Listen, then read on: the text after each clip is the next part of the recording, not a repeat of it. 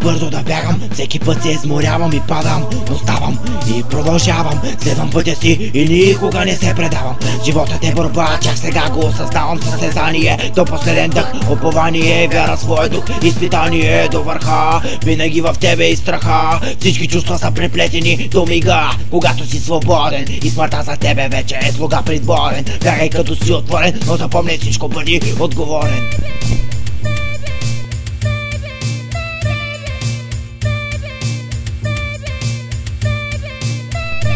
Не стой на място замръзнал, реалният живот на всички е омръзнал. Ако беше решителен отдавна да си възнал, като казвам това не искам, скачаш през глава да се хвърляш в огъня, за да покажеш кой си. Истинския бой седи и чака, не там в мрака. Когато сърцето каже атака, той скача за битка на живот и смърт. Не искам се превърна в глупак дърт, който е стърбал шанса да избяга. Не искам и не става, ако трябва да умра ще го направя, но няма спра, бягам по моя път, а той е на ръбът на скалата. Ако трябва скача, но ще видя светлината, в това е борбата. Да видиш и да чуеш, да разбереш, да осъзнаеш какво също желаеш. Живота ни е даден за да бродим и да учим и всяко едно нещо да проучим.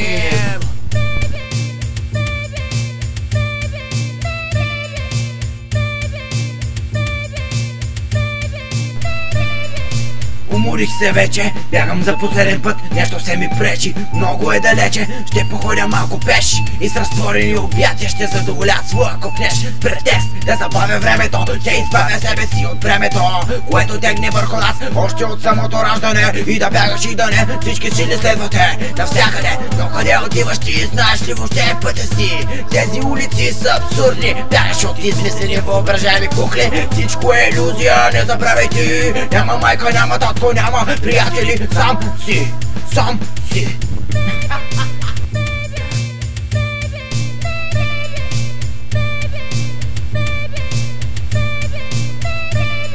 Не можеш да си винаги нормален, искаш да живееш, но света е ненормален. Тогава стани и ти такъв, изкриви се, направи го пръв. Ако трябва бягай, нима не правиме това всеки ден, забеляй или шега. Всеки се опитва и се мъчи да избяга от смъртта, а тя е в основата на всичко. Не ме гледай просто безразлично, да мене е типично да говоря за това. Аз съм от другата страна на гледната точка, не че съм различен или нещо. Аз съм пощалено с послание горещо, подавам ти го и това е нещо. Не ти казвам как да живееш, просто си говоря докато бягам.